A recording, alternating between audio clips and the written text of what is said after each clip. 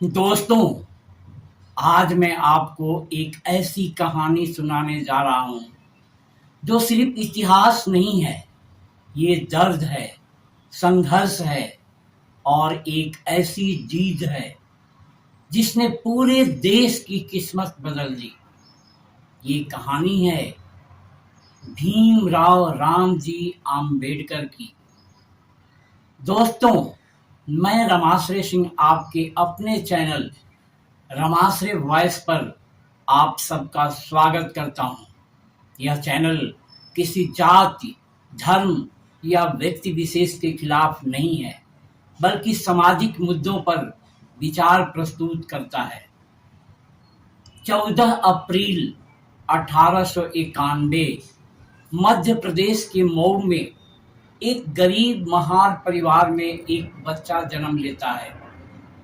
पिता रामजी मालोजी सकपाल और माँ भीमाबाई। पिता ब्रिटिश भारतीय सेना में सूबेदार थे। वो एक अनुशासित, शिक्षित और सख्त इंसान थे। उन्हें पता था गरीबी से लड़ना है तो शिक्षा ही रास्ता है।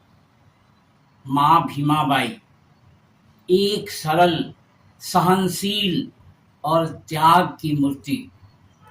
बाबा साहब अभी छोटे ही थे कि उनकी माँ का देहांत हो गया।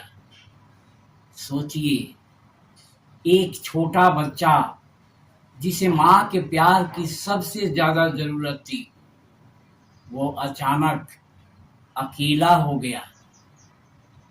उस दिन उनकी जिंदगी से सिर्फ माँ नहीं गई, बल्कि बचपन की मासूमियत भी चली गई। उनकी पढ़ाई सतारा और बाद में बॉम्बे में हुई। लेकिन स्कूल में क्या मिला?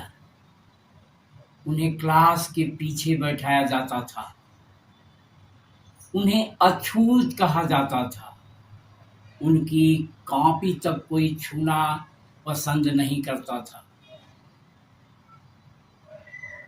एक दिन बहुत प्यास लगी, लेकिन चपरासी नहीं था। जब चपरासी होता था तो ऊपर से ही पानी गिराकर उनको पिला दिया करता था। कोई उन्हें पानी देने को तैयार नहीं हुआ। वो पूरा दिन वे प्यासे रह गए। ये सिर्फ प्यास नहीं थी, ये इंसानियत की हार थी। एक बार वो अपने भाई बहनों के साथ यात्रा कर रहे थे।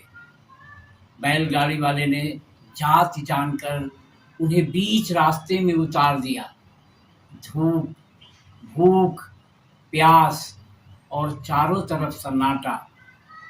उस दिन उन्होंने समझ लिया कि ये समाज बदलना पड़ेगा। बहुत कम उम्र में उनकी शादी हुई रामाबाई आम्बेडकर से। घर में गरीबी, लेकिन सपने बहुत बड़े। जब बाबा साहब विदेश पढ़ने गए, घर में खाने तक के पैसे नहीं थे। रामाबाई खुद भूखी रहती, लेकिन कभी शिकायत नहीं करती।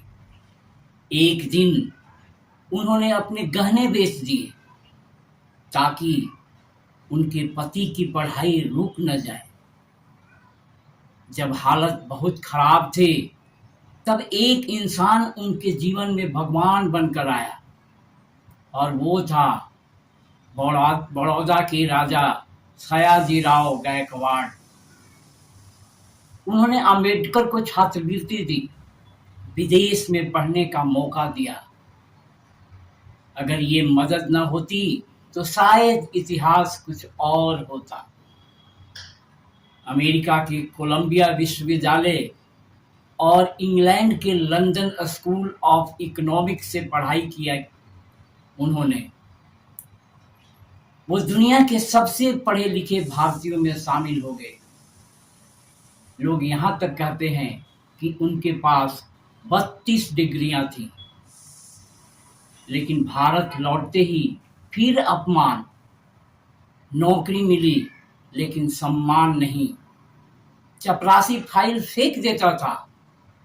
पानी नहीं देता था, किराए का घर नहीं मिलता था।